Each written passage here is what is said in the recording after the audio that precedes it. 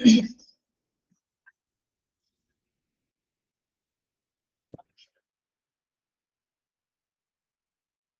afternoon.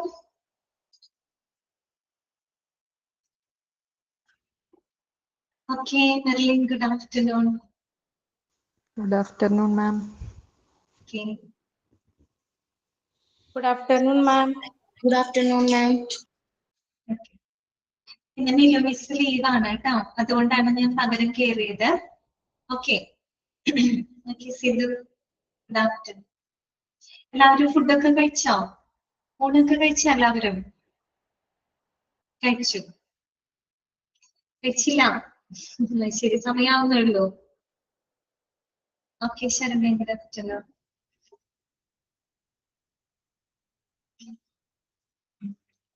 Time ആയിട്ടില്ല. Okay, എന്തായാലും okay, കഴിക്കാൻ സമയമായിട്ടില്ല അല്ലെ? ഓക്കെ ഓക്കെ, എന്തായാലും ക്ലാസ് ശ്രദ്ധിക്കുക. ഭക്ഷണം കഴിക്കുകയാണെങ്കിലും അല്ലെങ്കിലും ഒക്കെ ഇനിയിപ്പോ അടുക്കളയില് പണിയിലാണെങ്കിലും ക്ലാസ് ശ്രദ്ധിക്കുക കേട്ടോ. ഓക്കെ, ഞാൻ കഴിച്ചു. ഞങ്ങൾക്ക് ലഞ്ച് ബ്രേക്കിന് പെട്ടെന്ന് കഴിക്കണല്ലോ. 1:30 ക്ലാസ്സിന് കയറുന്നത്, പെട്ടെന്ന് തന്നെ കഴിക്കുന്നു. ഓക്കെ, ശരി, അപ്പൊ നമുക്ക് സ്റ്റാർട്ട് ചെയ്യാം കേട്ടോ. ക്ലാസ് കേൾക്കുക കേട്ടോ. വേറെ എന്തെങ്കിലും പണിയിലിരിക്കുന്ന ആൾക്കാര് ക്ലാസ് എന്തായാലും ശ്രദ്ധിച്ച് കേൾക്കുക കേട്ടോ. കേട്ടാ മതി ക്ലാസ് കേട്ടോ. തുടങ്ങാം അല്ലെ? അപ്പൊ നമ്മള് ഇന്നലെ നമ്മള് ആ ഒരു ഡിഫറെന്റ് ഡിപ്പാർട്ട്മെന്റ്സ് ഇൻ ഹോസ്പിറ്റൽ അല്ലെ, ചാപ്റ്റർ നമ്പർ 5 നമ്മൾ കഴിഞ്ഞിരുന്നു, ഫിനിഷ് ചെയ്തിരുന്നു കേട്ടോ. അപ്പോ നിങ്ങള് അത് ആ ചാപ്റ്റർ നിങ്ങൾക്ക് ക്ലിയർ ആയെന്ന് വിചാരിക്കുന്നു. മോക്ക് ടെസ്റ്റുകളൊക്കെ ഡെയിലി പ്രാക്ടീസ് ചെയ്ത് പോകണം കേട്ടോ. അങ്ങനെ ആ ഒരു മോഡലിൽ തന്നെ ആയിരിക്കും എക്സാമുകളും കാര്യങ്ങളും വരുന്നത് കേട്ടോ. അത് ഡെയിലി പ്രാക്ടീസ് ചെയ്ത് പോവാം കേട്ടോ. ഓക്കെ, ഇനി നമുക്ക് ഇന്ന് പുതിയൊരു ചാപ്റ്റർ ആണ് തുടങ്ങുന്നത്. മൊഡ്യൂൾ 1 തന്നെ 11ാമത്തെ ചാപ്റ്റർ ആണ് കേട്ടോ. ICU, intensive care unit. അപ്പൊ ഇന്നലെ ഞാൻ പറഞ്ഞു, ഡിപ്പാർട്ട്മെന്റ് പഠിക്കുന്ന സമയത്ത് അതിൽ വരുന്ന കുറെ ഡിപ്പാർട്ട്മെന്റുകൾ നമ്മൾ സെപ്പറേറ്റ് ആയിട്ട് ചാപ്റ്ററുകൾ പഠിക്കുന്നു പറഞ്ഞു അല്ലെ. ലബോറട്ടറി നിങ്ങൾക്ക് പഠിക്കാനുണ്ട്, CSST പഠിക്കാനുണ്ട്, ഹൗസ് കീപ്പിംഗ് പഠിക്കാനുണ്ട്, material management, ICU, emergency department, എല്ലാ റേഡിയോളജി, അതെല്ലാം നിങ്ങൾക്ക് സെപ്പറേറ്റ് ആയിട്ട് തന്നെ പഠിക്കാനുണ്ട്. പിന്നെ നമ്മൾ തുടങ്ങുന്നത് ചാപ്റ്റർ നമ്പർ 11 ആണ്, ഇന്റൻസീവ് കെയർ യൂണിറ്റ് കേട്ടോ. ആ പേജ് നമ്പർ ഒന്ന് മെൻഷൻ ചെയ്യോ? ടെക്സ്റ്റ് ബുക്ക് ഉള്ളവരൊന്ന് പേജ് നമ്പർ മെൻഷൻ ചെയ്യുകയാണെങ്കിൽ എല്ലാവർക്കും എടുത്തു വെക്കായിരുന്നു. ഒന്ന് മെൻഷൻ ചെയ്താ 53 ആണ് കേട്ടോ. 53. ഓക്കെ, എല്ലാവരും എടുത്തു വെച്ചോളൂ. 11th ചാപ്റ്റർ കേട്ടോ, ഇന്റൻസീവ് കെയർ യൂണിറ്റ് അഥവാ ICU. ഓക്കെ, ചെറിയ ചാപ്റ്റർ ആണ് കേട്ടോ, എളുപ്പമുള്ള ചാപ്റ്റർ ആണ്. അപ്പോ ICUനെ പറ്റി കുറച്ചൊക്കെ നമുക്ക് അറിയാം അല്ലെ. നമ്മൾ ചെറിയൊരു ഐഡിയ ഒക്കെ നമുക്ക് കിട്ടിയിട്ടുണ്ട് അല്ലെ. എവിടെ പഠിച്ചു? നമ്മള് ഡിപ്പാർട്ട്മെന്റ്സിൽ പഠിച്ചിരുന്നു അല്ലെ. എന്തൊക്കെയാ അവിടെ പഠിച്ച കാര്യങ്ങൾ ഓർമ്മയുണ്ടോ? ഇന്റൻസീവ് കെയർ യൂണിറ്റ്, മറ്റു പേരെന്താണ്? ഇന്റൻസീവ് ട്രീറ്റ്മെന്റ് യൂണിറ്റ് അല്ലെങ്കിൽ ക്രിട്ടിക്കൽ കെയർ യൂണിറ്റ് എന്നൊക്കെ നമ്മൾ വിളിക്കും അല്ലെ. പ്രധാനമായിട്ടും ക്രിട്ടിക്കലി അത് തന്നെ ഫർസാന കറക്റ്റ് ആണ്, CCU അല്ലെ. ക്രിട്ടിക്കൽ കെയർ യൂണിറ്റ് എന്ന് അതിനെ പറയാറുണ്ട്, ഇന്റൻസീവ് ട്രീറ്റ്മെന്റ് യൂണിറ്റ് എന്ന് പറയാറുണ്ട്. ഓക്കെ, തീവ്ര പരിചരണ വിഭാഗം. അപ്പോ ഇങ്ങനെയുള്ള പേഷ്യൻസിനെയാണ് നമ്മൾ അവിടെ കൈകാര്യം ചെയ്യുന്നത്. എങ്ങനെയുള്ളവരാ? അതായത് ഏറ്റവും ഗുരുതരമായിട്ടുള്ള ആരോഗ്യ പ്രശ്നങ്ങൾ ഉള്ളവർ അല്ലെ, വളരെ സിവിയർ ആയിട്ടുള്ള, ക്രിട്ടിക്കലി ഇല്ലായിട്ടുള്ള പേഷ്യൻസിനെയാണ് നമ്മൾ ആ യൂണിറ്റിൽ പരിചരിക്കുന്നത്. ഓക്കെ, പിന്നെ നമ്മൾ മനസ്സിലാക്കിയ കാര്യം എന്താണ്? സാധാരണയായിട്ട് ഇപ്പൊ ഒരു എമർജൻസി ഡിപ്പാർട്ട്മെന്റിലോ അല്ലെങ്കിൽ വാർഡുകളിൽ നിന്നൊക്കെയുള്ള പേഷ്യൻസിന്റെ സ്ഥിതി വഷളാകുമ്പോൾ അവരെ ഒന്ന് സ്റ്റെബിലൈസ് ചെയ്തതിന് ശേഷം മാത്രമാണ് നമ്മൾ എവിടേക്ക് അവരൊക്കെ ഷിഫ്റ്റ് ചെയ്യുന്നത്? ICUവിലോട്ട് ഷിഫ്റ്റ് ചെയ്യുന്നത്. പിന്നെ നമ്മൾ പറഞ്ഞു ICUവിൽ ബെഡുകളുടെ എണ്ണം കുറവാണ് അല്ലെ. സാധാരണ വാർഡുകളിലെ പോലെയൊന്നും ഒരുപാട് ബെഡുകൾ എവിടെ ഉണ്ടാവില്ല, ICUവിൽ ഉണ്ടാവില്ല അല്ലെ. വളരെ കുറച്ചു ബെഡുകൾ മാത്രമേ ഇവിടെ ഉണ്ടായിരിക്കുള്ളൂ. പിന്നെ ഇന്റൻസീവ് കെയർ യൂണിറ്റ് എന്ന് പറഞ്ഞാൽ അത് കൈകാര്യം ചെയ്യുന്നത് ഒരു ടീം ഓഫ് ഹെൽത്ത് പ്രൊഫഷണൽസ് ആണ്. ഇന്ന് നമ്മൾ ഡിപ്പാർട്ട്മെന്റിൽ പഠിച്ചു അല്ലെ. ഒരു ടീം ഓഫ് ഹെൽത്ത് പ്രൊഫഷണൽസ് ആണ് ആ ഒരു യൂണിറ്റിനെ ഹാൻഡിൽ ചെയ്യുന്നത് അല്ലെ. അതിനകത്ത് ആരൊക്കെ ഉണ്ടാവും? ഡോക്ടേഴ്സ് ഉണ്ട് അല്ലെ, കൺസൾട്ടൻസ് ഉണ്ട്, നഴ്സസ് ഉണ്ട്, ഫിസിയോതെറാപ്പിസ്റ്റ് ഉണ്ട്, ഡയറ്റീഷ്യന്മാരുണ്ട് അല്ലെ. അങ്ങനെ ഒരു ടീം ഓഫ് ഹെൽത്ത് പ്രൊഫഷണൽസ് ആണ് ഈ ഒരു ICUവിനെ ഹാൻഡിൽ ചെയ്യുന്നത്. ഇത്രയും കാര്യങ്ങൾ നമ്മൾ ഇവിടെ പഠിച്ചിട്ടുണ്ട്. ഡിപ്പാർട്ട്മെന്റിന് പഠിച്ചിട്ടുണ്ട്. ഇനി ഈ ചാപ്റ്ററിൽ നമ്മൾ അത് തന്നെ അവസാനം കറക്റ്റ് ആണ്, അനസ്തെറ്റിക്സ് ഉണ്ടായിരിക്കും അല്ലെ. അങ്ങനെ ഒരു ടീമാണ് അത് ഹാൻഡിൽ ചെയ്യുന്നത്. നമ്മൾ ഈ ഒരു ചാപ്റ്ററിൽ ഐസിയുവിനെ പറ്റി അത്യാവശ്യം ഡീറ്റെയിൽഡ് ആയിട്ട് നമ്മൾ പഠിക്കുന്നുണ്ട് കേട്ടോ. ഒത്തിരിയല്ല എങ്കിലും കുറച്ചും കൂടെ ഡീറ്റെയിൽഡ് ആയിട്ട് നമുക്ക് പഠിക്കാം.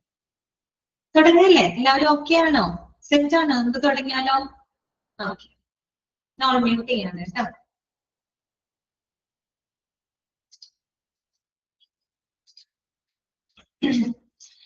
Chapter number 11 intensive care unit. Introduction ഒന്ന് വായിക്കാം. A unit in a hospital that provides intensive care for critically ill or injured patients, which is operated by specially trained medical staff and has equipment that allows for continuous monitoring and life support. Underline ചെയ്തു വെച്ചോളൂ കേട്ടോ. ഐസിയുവിന്റെ definition ആണ് കൊടുത്തിരിക്കുന്നത്. എന്താണ് ICU എന്ന് പറഞ്ഞു കഴിഞ്ഞാല്? അതെ, ക്രിട്ടിക്കലി ഇല്ലായിട്ടുള്ള അല്ലെ, ഗുരുതരമായിട്ട് അസുഖം ബാധിച്ച ആളുകള്, പരിക്കേറ്റ ആളുകൾക്ക് അവർക്ക് തീവ്ര പരിചരണം കൊടുക്കുന്ന ഹോസ്പിറ്റൽ യൂണിറ്റിനെ നമുക്ക് എന്ത് പറയാം? ഐസിയു എന്ന് പറയാം. ഇനി ആരാണ് ഐസിയുവിനെ ഹാൻഡിൽ ചെയ്യുന്നത്?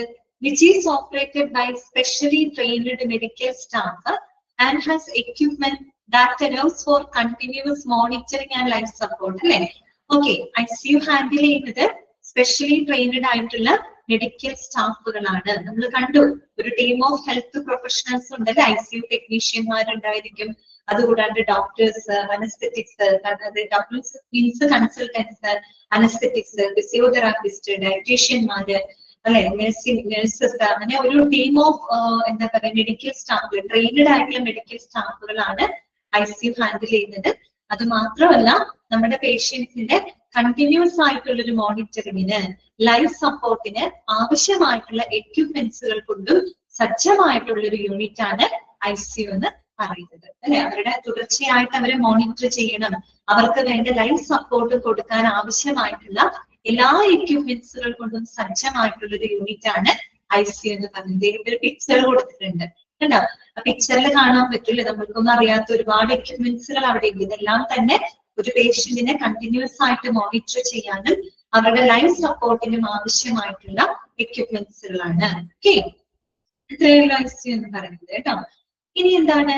The patients may be referred either directly from an emergency department or from a ward if the condition rapidly worsen ചേർത്ത് വേഴ്സ് എന്ന് ചേർത്തോളൂ, അതിന് അർത്ഥം കിട്ടില്ല നിങ്ങൾക്ക്.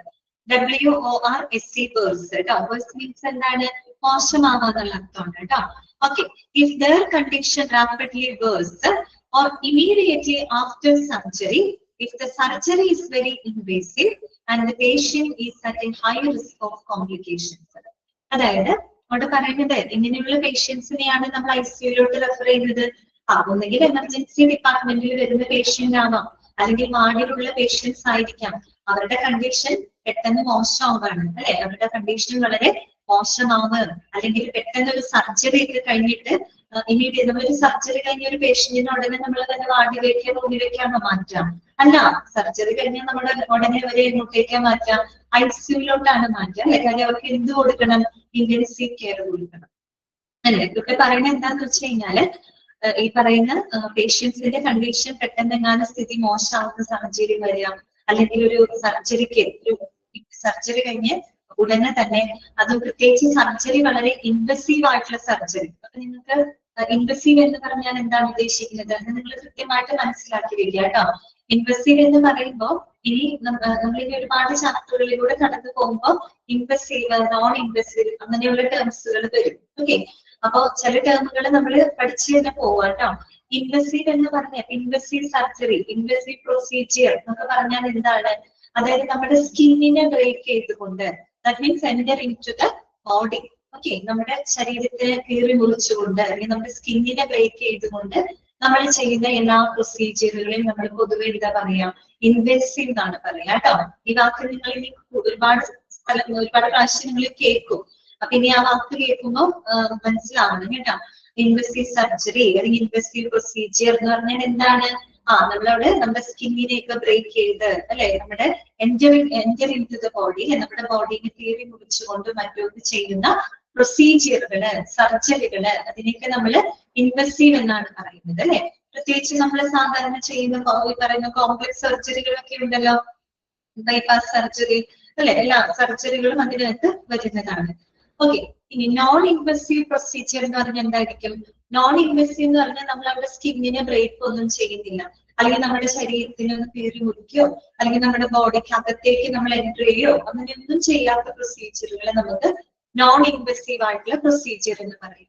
ഇപ്പൊ നമ്മൾ എക്സ്റേ എടുക്കുന്നുണ്ട്, MRI സ്കാൻ എടുക്കുന്നുണ്ട്, CT സ്കാൻ എടുക്കുന്നുണ്ട്. ഇവിടെ എപ്പോഴെങ്കിലും നമ്മൾ സ്കാൻ ചെയ്യുമ്പോൾ എവിടെയെങ്കിലും നമ്മൾ ഉള്ളിലേക്ക് എന്തെങ്കിലും കയറ്റിയോ, അല്ലെങ്കിൽ നമ്മളുടെ സ്കിന്നിനെ വല്ല ബ്രേക്ക് ചെയ്യോ എന്തെങ്കിലും ചെയ്യുന്നുണ്ടോ? ഇല്ല അല്ലെ. എക്സ്റേ സ്കാനിങ് ഇതൊക്കെ നമ്മൾ കുറവെയാണ് ചെയ്യുന്നത് അല്ലെ. അപ്പൊ അതിന് നമ്മൾ നോൺ ഇൻവെസീവ് ആയിട്ടുള്ള പ്രൊസീജിയർ അഥവാ നോൺ ഇൻവെസീവ് പ്രൊസീജിയേഴ്സ് എന്നാണ് പറയുന്നത് കേട്ടോ. ഇനി മറക്കരുത്. അപ്പൊ ഇതിൽ പറയുന്നത് if the surgery is very invasive, ഈ സർജറി വളരെ ഇൻവെസീവ് സർജറി എന്ന് വെച്ചാൽ അത്രയും കോംപ്ലിക്കേറ്റഡ് ആയിട്ടുള്ള അല്ലെ, വളരെ കോംപ്ലക്സ് ആയിട്ടുള്ള സർജറി ആണെങ്കിൽ ആ സർജറി കഴിഞ്ഞ ഉടനെ തന്നെ നമ്മൾ പേഷ്യൻസിനെ ഇങ്ങോട്ടേക്ക് റെഫർ ചെയ്യും, ICUലോട്ട് റെഫർ ചെയ്യും. അല്ലെങ്കിൽ പേഷ്യന്റിന്റെ സ്ഥിതി വളരെ മോശമാവുന്ന സാഹചര്യത്തിലും നമ്മൾ അവരെ ICUലോട്ട് റെഫർ ചെയ്യും. അതുപോലെ patient is at A high risk of complication, ഏറ്റവും കോംപ്ലിക്കേഷൻ റിസ്ക് ഉള്ള പേഷ്യൻസിനെയൊക്കെ ഒന്നുകിൽ നമ്മൾ എമർജൻസി ഡിപ്പാർട്ട്മെന്റിൽ നിന്ന് അല്ലെങ്കിൽ വാർഡിൽ നിന്ന് നേരിട്ടോ ഡയറക്റ്റോ ഇൻഡയറക്ട്ലി നമ്മൾ എങ്ങോട്ടേക്ക് റെഫർ ചെയ്യുന്നുണ്ട്? ICUലോട്ട് റെഫർ ചെയ്യുന്നുണ്ട്. ഓക്കെ, ഇതൊക്കെ ജനറൽ ആയിട്ടുള്ള നമുക്ക് എല്ലാവർക്കും അറിയാവുന്ന കാര്യങ്ങളാണ്. ഓക്കെ, ICU എന്താണ്? It is A hospital unit അല്ലെ. ഏറ്റവും ക്രിട്ടിക്കലി ഇല്ലായിട്ടുള്ള പേഷ്യൻസിനെ കൈകാര്യം ചെയ്യുന്ന ഒരു വിഭാഗമാണ്. അവിടെ സ്പെഷ്യലി ട്രെയിൻഡ് ആയിട്ടുള്ള മെഡിക്കൽ സ്റ്റാഫുകളും അതുപോലെ തന്നെ ലൈഫ് സപ്പോർട്ടിംഗ് എക്യുപ്മെന്റ്സുകൾ കൊണ്ടും സജ്ജമായിട്ടുള്ള ഒരു ഹോസ്പിറ്റൽ യൂണിറ്റ് ആണ് അല്ലെ. അപ്പൊ സർജറി കഴിഞ്ഞ ഉടനെ, സർജറി വളരെ കോംപ്ലക്സ് സർജറികൾ കഴിഞ്ഞ പേഷ്യൻസിന്, അതുപോലെ സ്ഥിതി വഷളായിട്ടുള്ള പേഷ്യൻസിന്, കൂടുതൽ ഹൈ റിസ്ക് കോംപ്ലിക്കേഷൻസിനുള്ള പേഷ്യൻസിനെയാണ് ഡയറക്റ്റ് അല്ലെങ്കിൽ ഇൻഡയറക്റ്റ് ആയിട്ട് ഒന്നുകിൽ നമ്മൾ എമർജൻസി ഡിപ്പാർട്ട്മെന്റിൽ നിന്നോ അല്ലെങ്കിൽ വാർഡിൽ നിന്നോ എങ്ങോട്ടേക്ക് റെഫർ ചെയ്യുന്നു? ICUലോട്ട് റെഫർ ചെയ്യും. ക്ലിയർ അല്ലേ? ഓക്കെ, ജസ്റ്റ് ഒന്ന് വായിക്കാമോ? ഇൻട്രൊഡക്ഷൻ ഒന്ന് വായിച്ചു നോക്കി നിങ്ങള്.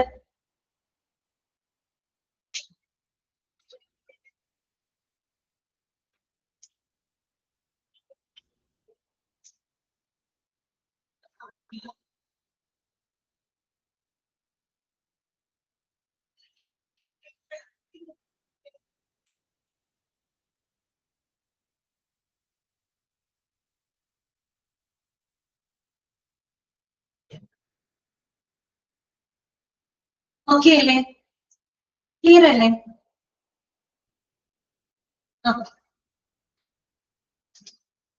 അടുത്തത് നോക്കാം. Who are cared for in the ICU. ICUല് എങ്ങനെയുള്ള പേഷ്യൻസിനെയാണ് നമ്മൾ പരിചരിക്കുന്നത്? നിങ്ങൾക്ക് ടെക്സ്റ്റിൽ തന്നിട്ടുള്ള പോയിന്റ്സുകൾ നിർബന്ധമായിട്ടും പഠിച്ചു വെക്കുക കേട്ടോ. ഒരു കാര്യം നമുക്കറിയാം, ഏറ്റവും ക്രിട്ടിക്കലി ഇല്ലായിട്ടുള്ള പേഷ്യൻസ് അല്ലെങ്കിൽ ഇഞ്ചുവേർഡ് ആയിട്ടുള്ള ആളുകളെയാണ് നമ്മൾ അവിടെ പരിചരണം കൊടുക്കുന്നത്.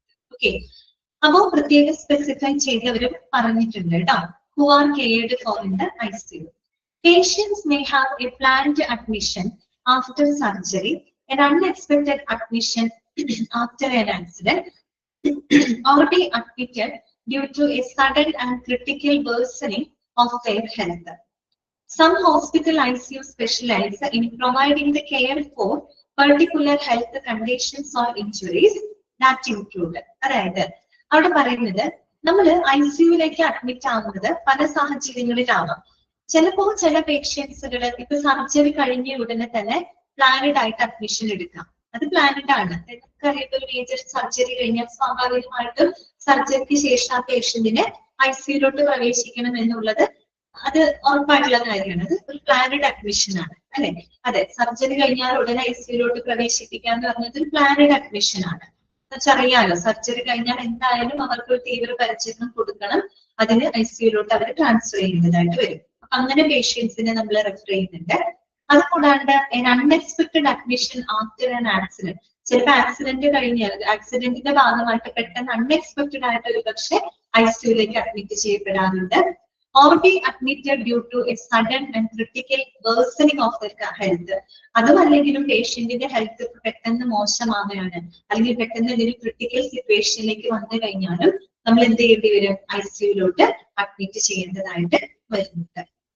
അപ്പൊ ചില ഹോസ്പിറ്റൽ ICU എന്ന് പറഞ്ഞു കഴിഞ്ഞാല് അത് ഈ പെർട്ടിക്കുലർ ഹെൽത്ത് പ്രോബ്ലംസ് അല്ലെങ്കിൽ ഇഞ്ചുറീസ് ഉള്ള പേഷ്യൻസിനൊക്കെ പ്രത്യേകം പരിചരണം കൊടുക്കുന്ന എന്താണ് ഈ പറയുന്ന ഹോസ്പിറ്റൽ ICUs ഉണ്ട്.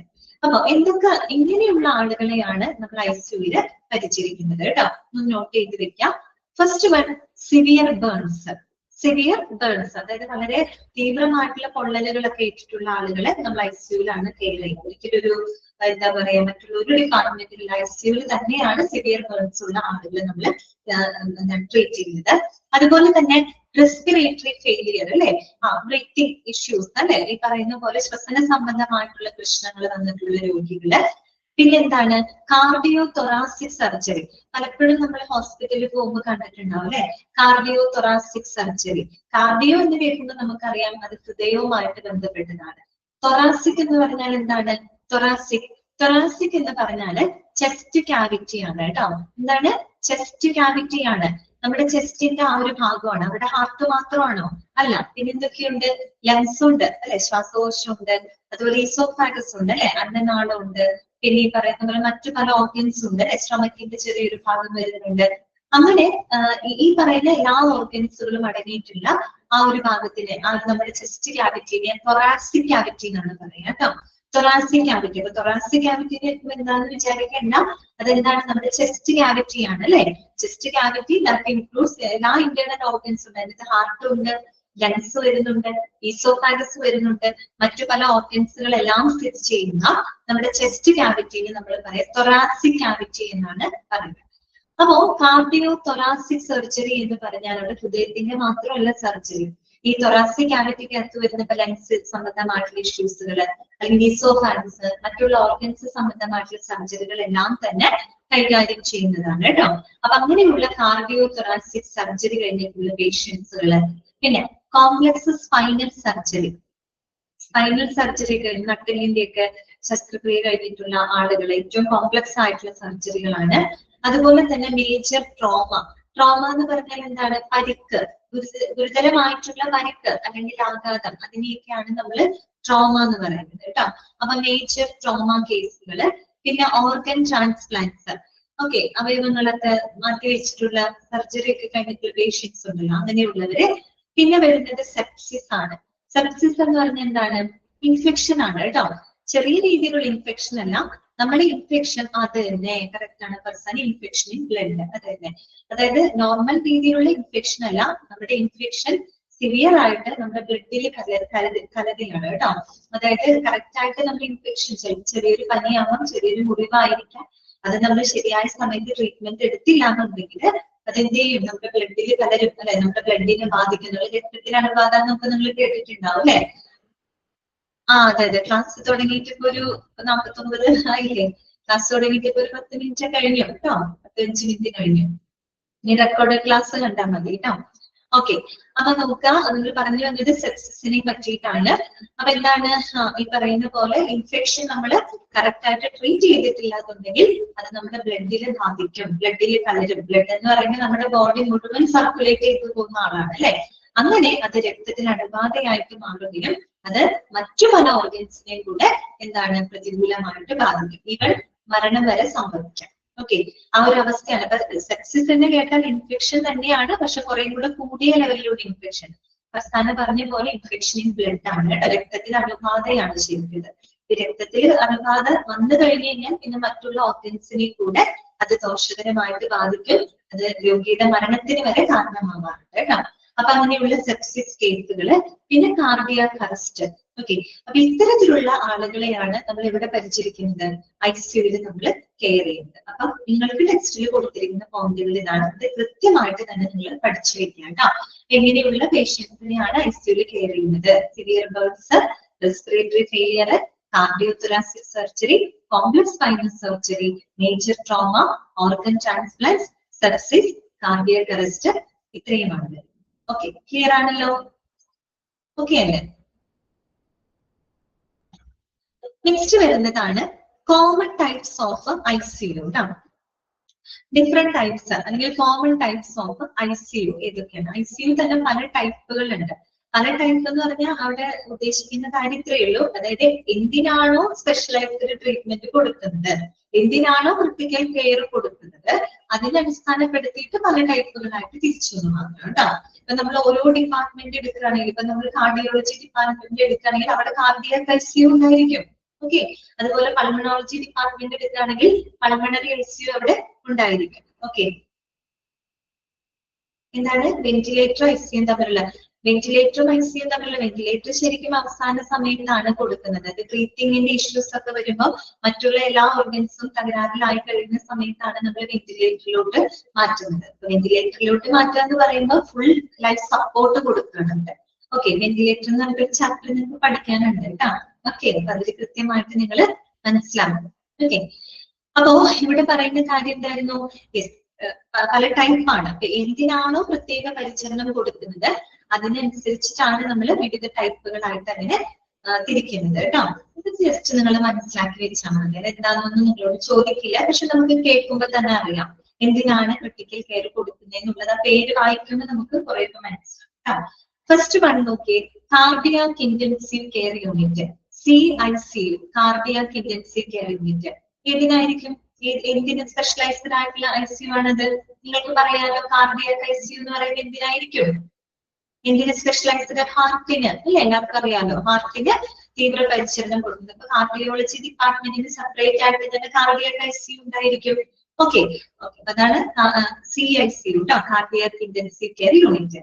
അടുത്തതൊന്ന് ശ്രദ്ധിക്കുക, cardio vascular thoracic intensive care unit അഥവാ CVTS-ICU. പലപ്പോഴും CVTS-ICUന്റെ ഫുൾ ഫോം ചോദിച്ചു കണ്ടിട്ടുണ്ട് കേട്ടോ. CVTS-ICUന്റെ ഫുൾ ഫോം നോട്ട് ചെയ്ത് വെക്കുക. Cardio vascular thoracic intensive care unit എന്നാണ് കേട്ടോ. എന്താണ്? Cardio vascular thoracic intensive care unit എന്നാണ്. എന്ന് പറഞ്ഞാല് which is performing both open heart surgery മാത്രമല്ല അതർ തൊറാസിക് സർജറീസും കൂടെ നടക്കും. തൊറാസിക് ക്യാവിറ്റി ഞാൻ പറഞ്ഞു, ഹാർട്ടിന്റെ മാത്രമല്ല അവിടെ നടക്കുന്നത്. നമ്മുടെ തൊറാസിക് ക്യാവിറ്റി, നമ്മുടെ ചെസ്റ്റ് ക്യാവിറ്റിക്കകത്ത് സ്ഥിതി ചെയ്യുന്ന മറ്റു പല ഓർഗൻസുകളുടെയും സർജിക്കൽ പ്രൊസീജിയറുകൾ കൈകാര്യം ചെയ്യുന്ന ICU ആണ് കേട്ടോ. ഓക്കെ, അതാണ് cardio vascular thoracic intensive care unit. Okay, ഇത് പുതിയ ചാപ്റ്റർ ആണ് ഹരിത. ഓക്കെ, പിന്നെന്താണ്? അടുത്തതാണ് GICU ട്ടോ. GICU എന്താണ്? ഗാസ്ട്രോ ഇന്റൻസീവ് കെയർ യൂണിറ്റ് ആണ് കേട്ടോ. ഗാസ്ട്രോ ഇന്റൻസീവ് കെയർ യൂണിറ്റ് എന്ന് പറഞ്ഞാൽ എന്താണ്? നിങ്ങൾ പറയൂ, ഗാസ്ട്രോ എന്നൊക്കെ കേൾക്കും. അത് തന്നെ, കറക്റ്റ് ആണ് ശ്രുതി, മനസ്സിലാക്കി, കറക്റ്റ് ആണ് കേട്ടോ. അബ്ഡോമൻ ആണ് കേട്ടോ. എന്താണ് അബ്ഡോമൻ? അബ്ഡോമൻ മീൻസ് സ്റ്റൊമക്ക് ആണ് കേട്ടോ. ഓക്കെ, നമ്മുടെ ആമാശയ സംബന്ധമായിട്ടുള്ള ഇഷ്യൂസുകളൊക്കെ കൈകാര്യം ചെയ്യുന്ന ആ ഒരു യൂണിറ്റ് ആണ് ഗാസ്ട്രോ ഇന്റൻസീവ് കെയർ യൂണിറ്റ് എന്ന് പറയുന്നത്. ഓക്കെ, പിന്നെ വരുന്നത് medical intensive care unit. Medical intensive care unit എന്ന് പറഞ്ഞു കഴിഞ്ഞാൽ ഇവിടെ കോമൺ ആയിട്ട്, അതായത് നമ്മൾ പറഞ്ഞല്ലോ, പേഷ്യൻസ് വിത്ത് വളരെ സിവിയർ ആയിട്ടുള്ള മെഡിക്കൽ കണ്ടീഷൻസ്, അസുഖമായിട്ടോ അല്ലെങ്കിൽ പരിക്കുകൾ മൂലമൊക്കെ വളരെ സിവിയർ ആയിട്ടുള്ള കണ്ടീഷൻസ് ഉള്ള പേഷ്യൻസ്, അവർക്ക് തീവ്രപരിചരണം കൊടുക്കുന്നതാണ് മെഡിക്കൽ ഇന്റൻസീവ് കെയർ യൂണിറ്റ് അഥവാ MICU എന്ന് പറയുന്നത്. പിന്നെ വരുന്നത് നമ്മൾ കഴിഞ്ഞ ഡിപ്പാർട്ട്മെന്റിൽ പഠിച്ചതാണ് NICU. ഇതാണ് നിയോനാറ്റൽ ഇന്റൻസീവ് കെയർ യൂണിറ്റ് അല്ലെ. അത് തന്നെ, കറക്റ്റ് ആണ് കേട്ടോ. ന്യൂ ബോൺ ബേബീസ് അല്ലെ, നവജാത ശിശുക്കൾക്ക് അല്ലെ, അവർക്ക് പരിചരണം കൊടുക്കുന്ന വിഭാഗം NICU ആണ്. അടുത്തത് എന്താണ്? ഓക്കെ, കറക്റ്റ് ആണ് കേട്ടോ, പ്രസിദ്ധ ന്യൂ ബോൺ ബേബീസ്. പിന്നെ എന്താണ്? Neuro intensive care unit, neurons അല്ലെ. അതെ, അതായത് ന്യൂറോളജി ഡിപ്പാർട്ട്മെന്റിന് വേണ്ടിയിട്ടുള്ള എന്താണ് ആ ഒരു വിഭാഗമാണ് അല്ലെ, ന്യൂറോ ഇന്റൻസീവ് കെയർ, നെർവിന് അല്ലെ, ന്യൂറോൺസ് അല്ലെ. ഓക്കെ, ന്യൂറോൺ സംബന്ധമായിട്ടുള്ള ഇഷ്യൂസുകൾക്ക് തീവ്രപരിചരണം കൊടുക്കുന്ന വിഭാഗം. നമ്മൾ ഓരോ ഡിപ്പാർട്ട്മെന്റിന് പോയാലും അതത് ഡിപ്പാർട്ട്മെന്റുകൾക്ക് വേണ്ട ICU അവിടെ ഉണ്ടായിരിക്കും കേട്ടോ. അതുകൊണ്ട് നമ്മളിങ്ങനെ പല ടൈപ്പുകളായിട്ട് പറയുന്നു എന്ന് മാത്രം. പിന്നെ പീഡിയാട്രിക് ഇന്റൻസീവ് കെയർ യൂണിറ്റ്, കുട്ടികൾക്ക് തീവ്രപരിചരണം, അതെ, ചൈൽഡിന്. പിന്നെ സർജിക്കൽ ഇന്റൻസീവ് കെയർ യൂണിറ്റ് എന്ന് പറയുമ്പോഴോ, സർജറി കഴിഞ്ഞിട്ടുള്ള പേഷ്യൻസിന്, മേജർ സർജറികളൊക്കെ കഴിഞ്ഞിട്ടുള്ള പേഷ്യൻസിന്, അവിടെ നമ്മൾ സർജിക്കൽ പേഷ്യൻസിന് മാത്രമാണ് അവിടെ ട്രീറ്റ്മെന്റ് മീൻസ് ക്രിട്ടിക്കൽ കെയർ കൊടുക്കുന്നുണ്ടോ, അത് SIC, അത് നോൺ സർജ്. ഓക്കെ, പിന്നെ വരുന്നത് ട്രോമ ഇന്റൻസീവ് കെയർ യൂണിറ്റ് അഥവാ TICU ആണ് കേട്ടോ. ട്രോമ എന്ന് പറഞ്ഞാൽ എന്താ ശരിക്കും? ഗുരുതരമായിട്ടുള്ള പരിക്കുകളാണ് കേട്ടോ.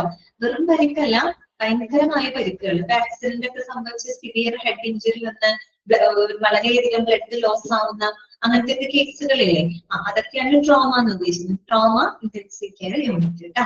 ഓക്കെ, അതെന്നെ ആഘാതം, പരിക്ക് എന്നൊക്കെയുള്ള അർത്ഥമാണ്. അപ്പൊ ഇവിടെ നമ്മളിങ്ങനെ പല ടൈപ്പുകളായിട്ട് പറഞ്ഞത് വേറെ ഒന്നുകൊണ്ടല്ല, എന്തിനാണോ ക്രിട്ടിക്കൽ കെയർ കൊടുക്കുന്നത് അതിനെ ബേസ് ചെയ്തിട്ടാണ് നമ്മൾ പലതായിട്ട് തിരിച്ചത് അല്ലെ.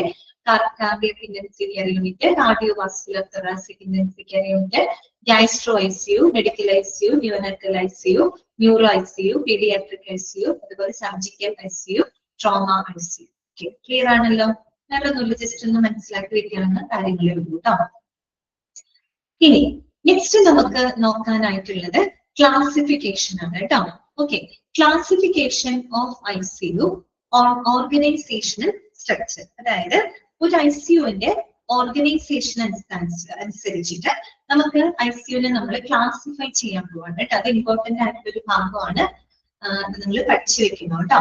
അതായത് ICUവിന്റെ ക്ലാസിഫിക്കേഷൻ ഇതിനെ ബേസ് ചെയ്തിട്ടാണ് നമ്മൾ ഇതിനെ ക്ലാസിഫൈ ചെയ്യുന്നത്, അതിന്റെ ഓർഗനൈസേഷണൽ സ്ട്രക്ചറിനെ ബേസ് ചെയ്തിട്ടാണ് കേട്ടോ. ഓക്കെ, അപ്പൊ നമുക്ക് അത് വായിക്കുന്നതിനേക്കാളും മുമ്പ് കുറച്ച് കാര്യങ്ങൾ നമുക്ക് മനസ്സിലാക്കണം, എന്നിട്ട് അത് വായിക്കുമ്പോൾ പെട്ടെന്ന് ക്ലിയർ ആകും കേട്ടോ. ഓക്കെ, ഇപ്പൊ ഞാൻ ആദ്യം പറയുന്നത് ഫിസിഷ്യൻ ആരാണ്. ഫിസിഷ്യനെ പറ്റി നമ്മൾ ഓൾറെഡി പഠിച്ചതാണ് അല്ലെ, ഡിപ്പാർട്ട്മെന്റിൽ നമ്മൾ പഠിച്ചു. ജനറൽ മെഡിസിൻ വിഭാഗത്തിൽ അല്ലെ. ഫിസിഷ്യൻ എന്ന് പറഞ്ഞു കഴിഞ്ഞാൽ അദ്ദേഹത്തിന് ജനറൽ പ്രാക്ടീഷണർ, GP അങ്ങനെയാണ് നമ്മൾ ഷോർട്ട് ആക്കി വെക്കുക അല്ലെ.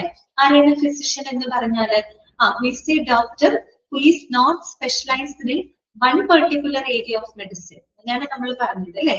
അതായത് മെഡിസിന്റെ ഏതെങ്കിലും ഒരു സ്പെഷ്യലൈസ്ഡ് ഏരിയയിൽ എന്താണ് വിദഗ്ധനായിട്ടുള്ള ആളല്ല. അതായത് ഇപ്പൊ ഒരു ഹാർട്ട് അല്ലെങ്കിൽ ലങ്സ്, കിഡ്നി അങ്ങനെ ഏതെങ്കിലും ഒരു പെർട്ടിക്കുലർ ഏരിയ ഓഫ് മെഡിസിനിൽ സ്പെഷ്യലൈസ് ചെയ്തിട്ടുള്ള വ്യക്തിയല്ല.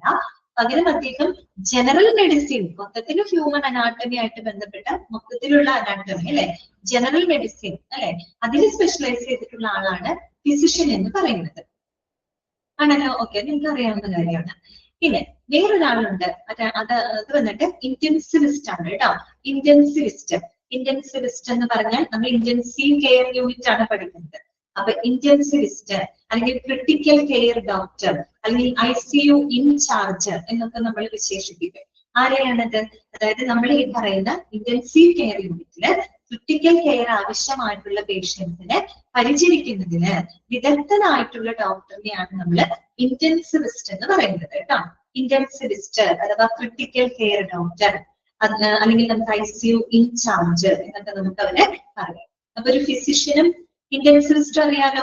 ഇന്റൻസിവിസ്റ്റ് എന്ന് പറഞ്ഞാൽ വേറൊന്നും അല്ല, ഇന്റൻസീവ് കെയർ യൂണിറ്റില് ആ ഒരു തീവ്ര പരിചരണം കൊടുക്കുന്നതിൽ സ്പെഷ്യലൈസ്ഡ് ആയിട്ടുള്ള ഡോക്ടറാണ്. അതിന് വേണ്ടി തന്നെ സ്പെഷ്യലൈസ്ഡ് ആയിട്ടുള്ള ഡോക്ടേഴ്സിനെയാണ് നമ്മൾ ഇന്റൻസിവിസ്റ്റ് എന്ന് പറയുന്നത്. ഇത് രണ്ടും നിങ്ങൾക്ക് മനസ്സിലായല്ലോ.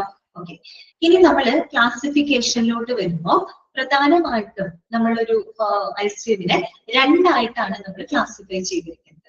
ഒന്ന് ഓപ്പൺ യൂണിറ്റ് ICU, രണ്ട് ക്ലോസ്ഡ് യൂണിറ്റ് ICU. എന്താണ് ഓപ്പൺ യൂണിറ്റ് ICU ഉണ്ട്, ക്ലോസ്ഡ് യൂണിറ്റ് ICU ഉണ്ട്. അപ്പൊ നമ്മളിത് ഓർഗനൈസേഷന്റെ സ്ട്രക്ചറിനെ ബേസ് ചെയ്തിട്ടാണ് ഇങ്ങനെ ക്ലാസിഫൈ ചെയ്തിരിക്കുന്നത്.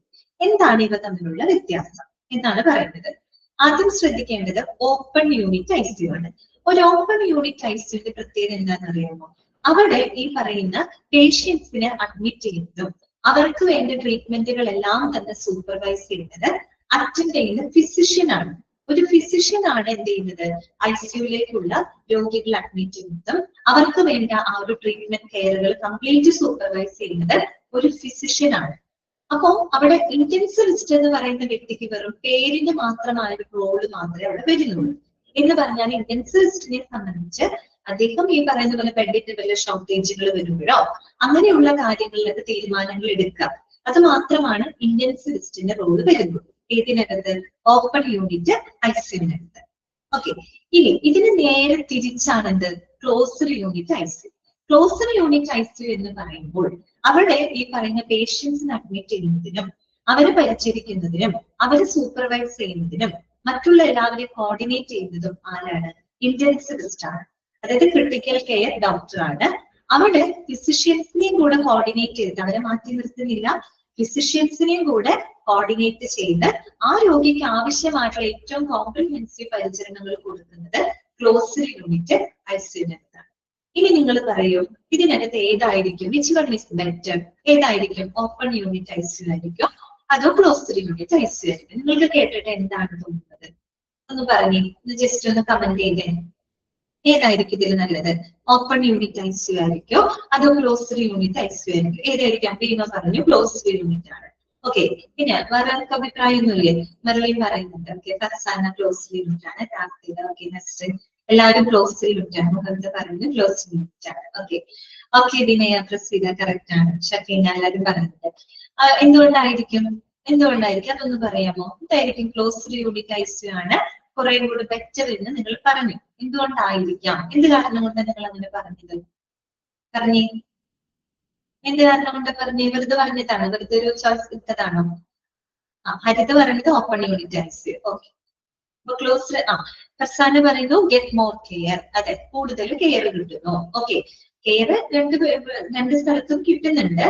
പക്ഷെ അവിടെ ഒരു വേറൊരു പ്രത്യേകതയുണ്ട്, നിങ്ങൾ ശ്രദ്ധിച്ചിട്ടുണ്ടാവും. എന്തായിരിക്കും?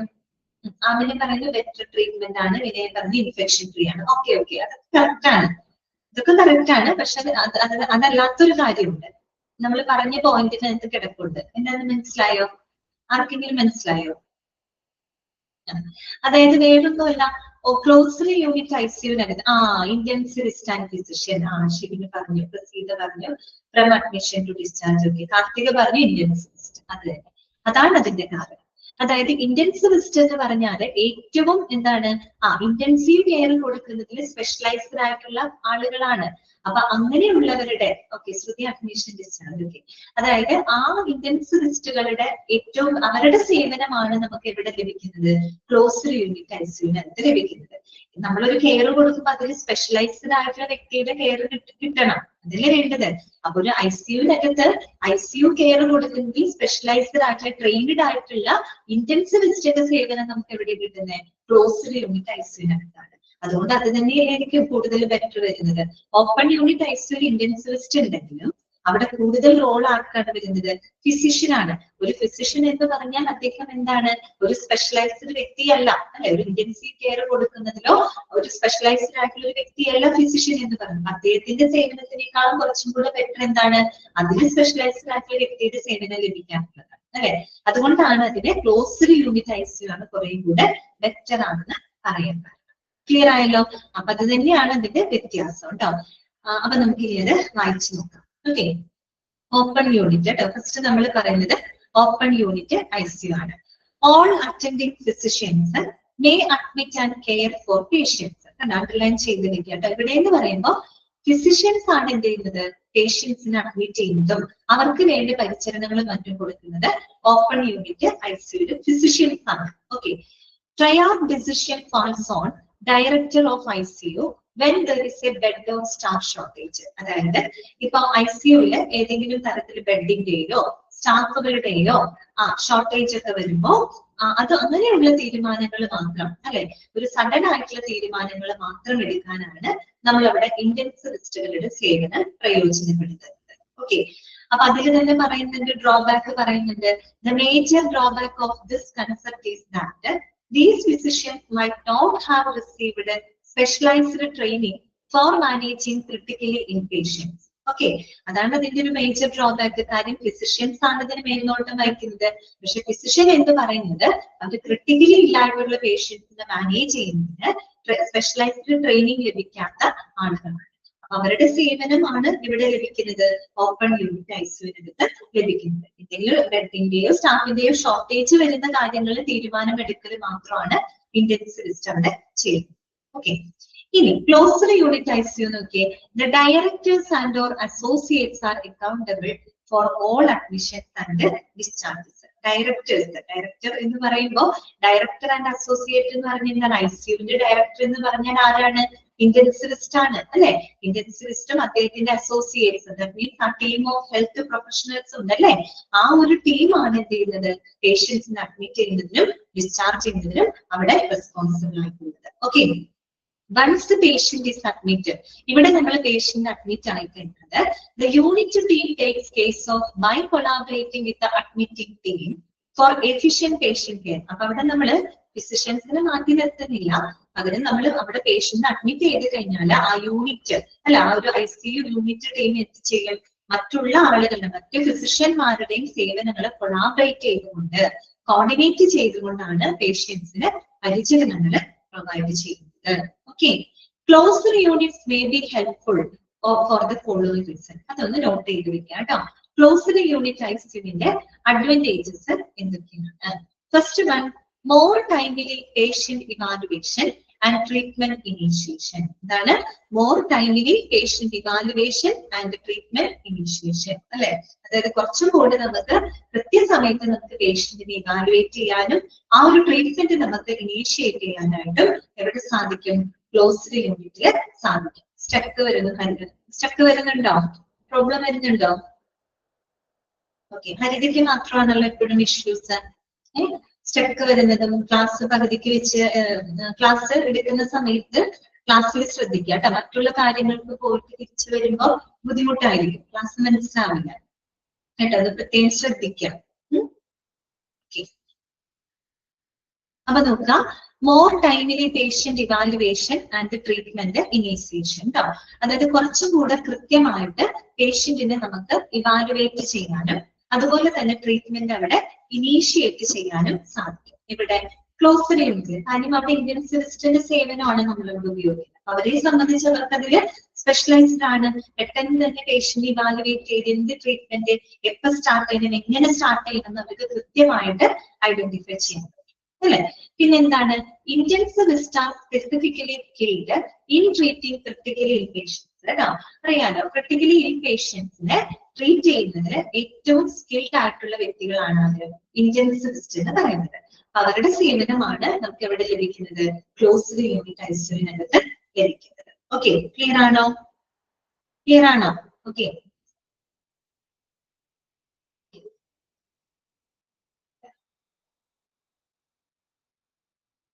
അപ്പൊ ജസ്റ്റ് അതൊന്ന് വായിക്കാം കേട്ടോ. ഓപ്പൺ യൂണിറ്റ് ICUവും ക്ലോസ്ഡ് യൂണിറ്റ് ICUവും ജസ്റ്റ് ഒന്ന് വായിച്ചു നോക്കുക കേട്ടോ.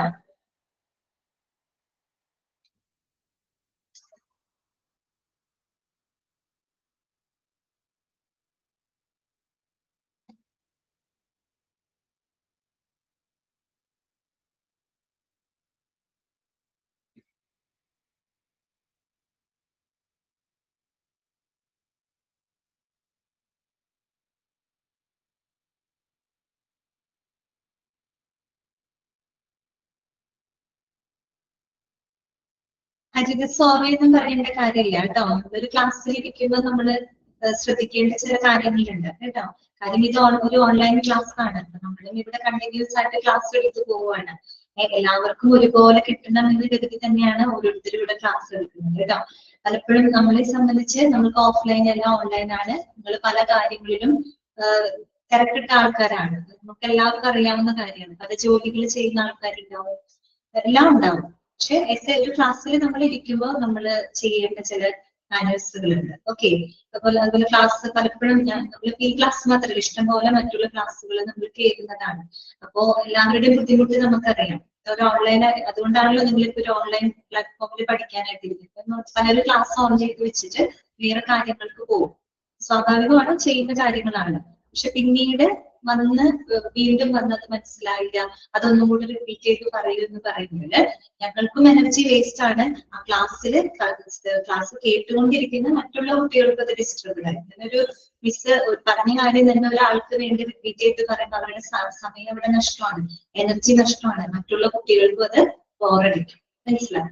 എല്ലാത്തിനേക്കാൾ ഉപരി ഇത് റെക്കോർഡഡ് ക്ലാസ് ആണ്. റെക്കോർഡ് കേൾക്കുന്നവരെ സംബന്ധിച്ച് അതിലും വലിയ ഇഷ്യൂ വരും. ആ ഇഷ്യൂസ് ഞങ്ങൾക്ക് കംപ്ലൈൻസ് ആയിട്ട് വരും കേട്ടോ. അപ്പൊ അതൊക്കെ നമ്മൾ ശ്രദ്ധിക്കേണ്ട ഒരു കാര്യമാണ്. അത്രയല്ല, അത് വേറെ ഇഷ്യൂ ഒന്നും അല്ല, ഞാൻ മനസ്സിലാക്കാൻ വേണ്ടി പറഞ്ഞെന്ന് മാത്രമേ ഉള്ളൂ കേട്ടോ. അതുകൊണ്ടാണ് ഞാൻ പറഞ്ഞത്, നിങ്ങൾ ഭക്ഷണം കഴിക്കോ മറ്റുള്ള കാര്യങ്ങൾ ചെയ്തോ വിഷയമല്ല. പക്ഷെ നിങ്ങൾ ക്ലാസ് ശ്രദ്ധിച്ച് കേൾക്കുക. നമ്മളിപ്പോ ഓഡിബിൾ ആണ് അല്ലെ? ക്ലാസ് ശ്രദ്ധിച്ച് കേൾക്കുക. പ്രത്യേകിച്ച് നിങ്ങൾ ഒരു വീട്ടിൽ ഒരുപാട് കാര്യങ്ങൾ ഒരേ സമയം മാനേജ് ചെയ്ത് പോകുന്ന കുട്ടികളാണ് അല്ലെ? ഒത്തിരി കാര്യങ്ങൾ ഒരേ സമയം ചെയ്യുന്ന ആളുകളാണ്. നിങ്ങൾക്ക് ക്ലാസ്സും കേൾക്കാം, ഈ വീട്ടിൽ അടുക്കളയിൽ വേണമെങ്കിൽ കൊണ്ട് വെച്ച് കഴിഞ്ഞാൽ നിങ്ങൾക്ക് പറയുന്ന കാര്യങ്ങൾ കേൾക്കുകയും ചെയ്യാം, നിങ്ങളുടെ കാര്യങ്ങൾ ചെയ്യുകയും ചെയ്യും അല്ലെ? അത് ശ്രദ്ധിക്കാം. അതുപോലെ തന്നെ ഇടയ്ക്ക് കയറി വന്നിട്ട് സംശയം ചോദിക്കണം, വേണ്ടെന്നല്ല പറയുന്നത്. പക്ഷെ ഞാൻ മാക്സിമം സ്ലോവിലാണ് എടുക്കുന്നത്. ഒരു കാര്യം തന്നെ ഞാൻ 2-3 പ്രാവശ്യം റിപ്പീറ്റ് ചെയ്ത് പറയുന്നുണ്ട്. ഓക്കെ, അപ്പൊ അത് ശ്രദ്ധിക്കുക കേട്ടോ. അത്രേ ഉള്ളൂ, വേറെ വിഷയമൊന്നുമില്ല അതിനകത്ത് കേട്ടോ. ഇത്രയാണ് അതിനകത്ത് വരുന്നത് കേട്ടോ. ക്ലിയർ ആണല്ലോ? ഓപ്പൺ യൂണിറ്റ് ഐസിയും അതുപോലെ തന്നെ ക്ലോസ്ഡ് യൂണിറ്റ്. നെക്സ്റ്റ് വരുന്നത് സ്റ്റാഫിംഗ് ആണ് കേട്ടോ. Okay, staff. അപ്പോ ഈ സ്റ്റാഫിങ്ങിനെ പറ്റി പഠിച്ചു വെക്കണം കേട്ടോ, ഇമ്പോർട്ടന്റ് ആണ്. അതുപോലെ തന്നെ ക്ലോസ്ഡ് യൂണിറ്റ് ഐസിയുവിന്റെ പ്രത്യേകതകളൊക്കെ നിങ്ങൾ നോട്ട് ചെയ്ത് വെക്കണം കേട്ടോ. അപ്പൊ നമുക്ക് സ്റ്റാഫിങ്ങിന് ആരൊക്കെയാണ് ഒരു ഐസിയു? നമുക്ക് ഒരു കാര്യം നമുക്കറിയാം, ഐസിയു എന്ന് പറയുമ്പോൾ അവിടെ ഒരു ടീം ഓഫ് ഹെൽത്ത് പ്രൊഫഷണൽസ് ആണ് ഐസിയുവിനെ ഹാൻഡിൽ ചെയ്യുന്നതെന്ന് നമുക്കറിയാം. എങ്കിലും അവിടെ കുറച്ച് പ്രത്യേകമായിട്ട് എടുത്തു പറയുന്നുണ്ട്, അത് നോട്ട് ചെയ്ത് വെക്കാം കേട്ടോ. First one, medical staff. Medical സ്റ്റാഫിൽ ആരൊക്കെയാണ് ഉണ്ടായിരിക്കാം? ICU ഇൻചാർജ് ഓർ ഇന്റൻസിവിസ്റ്റ് കേട്ടോ. ഇന്റൻസിവിസ്റ്റ് ആരാണെന്ന് നമുക്ക് മനസ്സിലായല്ലോ, ICUലെ ഏറ്റവും സ്പെഷ്യലൈസ്ഡ് ആയിട്ടുള്ള ഡോക്ടറാണ് കേട്ടോ. ICU ഇൻചാർജ് ഓർ ഇന്റൻസിവിസ്റ്റ് ഉണ്ടായിരിക്കും. പിന്നെ വരുന്നത് റെസിഡന്റ് ഡോക്ടേഴ്സ് ആണ് കേട്ടോ. റെസിഡന്റ് ഡോക്ടേഴ്സ് എന്ന് പറയുമ്പോൾ അതിനകത്ത് സീനിയർ ഡോക്ടേഴ്സ് ഉണ്ടായിരിക്കും, ജൂനിയർ ഡോക്ടേഴ്സ് ഉണ്ടായിരിക്കും. ഞാൻ പറഞ്ഞുതരാം കേട്ടോ റെസിഡന്റ് ഡോക്ടേഴ്സ് ആരാണെന്നുള്ളത്.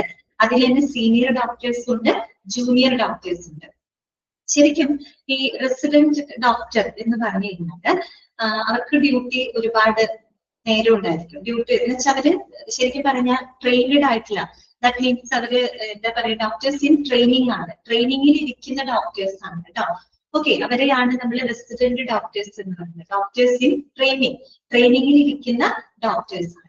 അതിൽ തന്നെ സീനിയർ റെസിഡന്റ് ഡോക്ടേഴ്സ് ഉണ്ടായിരിക്കും, ജൂനിയർ റെസിഡന്റ് അത് തന്നെ പഠിച്ചിറങ്ങുന്നവരാണ് കേട്ടോ. അത് തന്നെ, അതായത് സീനിയർ ഉണ്ടായിരിക്കും, ജൂനിയർ ഉണ്ടായിരിക്കും. സാധാരണ ഇവർ MBBS കഴിഞ്ഞിട്ട് MD ചെയ്യും. MD ചെയ്യാന്ന് വെച്ചാൽ പോസ്റ്റ് ഗ്രാജുവേഷൻ ആണ്. ഏതെങ്കിലും ഒരു വിഭാഗത്തിൽ അവർ സ്പെഷ്യലൈസ് ചെയ്യും, അതാണ് MD ചെയ്യാന്ന് പറയും. ഈ MD കഴിഞ്ഞു കഴിഞ്ഞാല് അവരൊരു പൊതുവെ ഒരു 3 ഇയർ ഓഫ് റെസിഡൻസിയിൽ അവരിയ്ക്കും. 3 അത് ഓരോ ഇയറിന് വ്യത്യാസം ഉണ്ടാവും. ചിലത് 3 ആയിരിക്കാം, ചിലത് 4 ആയിരിക്കാം. ഓക്കെ, അത് കറക്റ്റ് എനിക്ക് അറിയില്ല. എങ്കിലും നമ്മൾ ഈ പറഞ്ഞ MD കഴിഞ്ഞു കഴിഞ്ഞാൽ അവരെന്ത് ചെയ്യും? റെസിഡൻസി പീരീഡിലിരിക്കും, ട്രെയിനിങ് പീരീഡിലിരിക്കും. അവർ സ്പെഷ്യലൈസ് ചെയ്തിട്ടുള്ള വിഭാഗം ഏതാണോ അതിൽ അവരെന്ത് ചെയ്യും? വർക്ക് ചെയ്യും. Okay, house surgeon and residential doctors ചെയ്യുന്നത്. ഹൗസ് സർജൻസി വ്യത്യാസമുണ്ട്. ഹൗസ് സർജൻസി MBBS ഫൈനൽ വരുമ്പോഴാണ് ഹൗസ് സർജൻസി വരുന്നത്. അത് കഴിഞ്ഞ് ഒരു MD ചെയ്യാണ്, അതായത് സ്പെഷ്യലൈസ് ചെയ്യും. ചിലപ്പോ കാർഡിയോളജിസ്റ്റ് ആവാൻ ആഗ്രഹമുള്ളവര് ഹാർട്ടിൽ സ്പെഷ്യലൈസ് ചെയ്യും, ലങ്സ് ആണെങ്കിൽ പൾമണറിയിൽ അതായത് സ്പെഷ്യലൈസ് അങ്ങനെ MD ചെയ്യും. MD എന്ന് വെച്ചാൽ പോസ്റ്റ് ഗ്രാജുവേഷൻ ആണ്. അത് കഴിഞ്ഞിട്ട് അവരെന്ത് ചെയ്യും? ഓക്കെ, അത് കഴിഞ്ഞിട്ട് ഇവരെന്ത് ചെയ്യും? റെസിഡന്റ് മെഡിക്കൽ ഡോക്ടേഴ്സിനെ പറ്റിയാ പറയുന്നത്. അവരൊരു 3 or 4 years ഓഫ് റെസിഡൻസി പീരീഡിലിരിക്കും, ട്രെയിനിങ് പീരീഡിലിരിക്കും. ആ ഒരു പീരീഡിൽ അവരൊരുപാട് എക്സ്പീരിയൻസ് അവർക്ക് അതിൽ ലഭിക്കും. അതിനുശേഷമാണ് അവരൊരു കൺസൾട്ടന്റ് ആയിട്ട് അവർ പ്രവർത്തിക്കുന്നത്. ഒരു കൺസൾട്ടന്റ് ആയിട്ട് സ്പെഷ്യലൈസ്ഡ് ഡോക്ടർ ആയിട്ട് അവർ സേവനം അനുഷ്ഠിക്കുന്നത് അതിനുശേഷമാണ്. ശരിക്കും ഒരു ഡോക്ടർ എന്ന് പറയുമ്പോൾ ഒരുപാട് നാൾ പഠിക്കുന്നുണ്ട് അവര്. MBBS-ഉം MD-യും അത് കഴിഞ്ഞ ഒരു റെസിഡൻസി പീരീഡ് ഒക്കെ കഴിഞ്ഞിട്ടാണ് പിന്നെ ഒരു ഇൻഡിപെൻഡന്റ് ആയിട്ടുള്ള ഒരു കൺസൾട്ടന്റ് ആയിട്ട് പിന്നെ അവര് വർക്ക് ചെയ്യുന്നത്. അപ്പോ അതിനകത്ത് തന്നെ സീനിയർ എന്ന് പറഞ്ഞാല് പോസ്റ്റ് MD ആണ്. അതായത് MD കഴിഞ്ഞിട്ട് റെസിഡൻസി പീരീഡിൽ ഇരിക്കുന്ന ഡോക്ടേഴ്സ് ഇല്ലേ, അവരെയാണ് നമ്മൾ സീനിയർ റെസിഡന്റ് ഡോക്ടർ എന്ന് പറയുന്നത്. ജൂനിയർ റെസിഡന്റ് ഡോക്ടർ എന്ന് പറഞ്ഞാൽ നിലവിൽ MD ചെയ്തുകൊണ്ടിരിക്കുകയാണ്. MD നിലവിൽ ചെയ്തുകൊണ്ടിരിക്കുകയാണ്, റെസിഡൻസിലേക്ക് എൻ്റർ ചെയ്തിട്ടില്ല, MD ചെയ്തുകൊണ്ടിരിക്കുന്നു. നെക്സ്റ്റ് അവർ റെസിഡൻസിലേക്ക് കയറുന്ന ഒരു ആൾക്കാരല്ലേ, അവരെയാണ് നമ്മൾ ജൂനിയർ റെസിഡന്റ് ഡോക്ടേഴ്സ് എന്ന് പറയുന്നത്. അപ്പൊ ഇവരെ സംബന്ധിച്ച് ഇവർക്ക് കൺസൾട്ടൻസിനെ പോലെയല്ല, ഫുൾ ടൈം ഡ്യൂട്ടി ആയിരിക്കും. എപ്പോഴും ഡ്യൂട്ടി, നല്ലപോലെ ഡ്യൂട്ടി ചെയ്യാനുള്ള ഏറ്റവും അവരുടെ ഒരു ക്രൂഷ്യൽ പീരീഡാണ് ശരിക്കും. അതുകൊണ്ടാണ് പറഞ്ഞത് ഡോക്ടേഴ്സ് ഇൻ ട്രെയിനിങ് എന്ന് പറയുന്നത്. ആ ഒരു റെസിഡൻസി പീരീഡും കൂടെ കഴിഞ്ഞിട്ടാണ് അവരൊരു ഇൻഡിപെൻഡന്റ് ആയിട്ടുള്ള കൺസൾട്ടൻസ് ആയിട്ട് അവര് എന്ത് ചെയ്യുന്നത്, പ്രവർത്തിക്കുന്നത്. കൺസൾട്ടൻസ് ആയിട്ട് പ്രവർത്തിക്കുമ്പോൾ പിന്നെ അവര് ജസ്റ്റ് വരിക, ഡയറക്ഷൻസ് കൊടുക്കുക, അത്യാവശ്യം വേണ്ട കാര്യങ്ങൾ ചെയ്ത് അവർക്ക് പോകാം.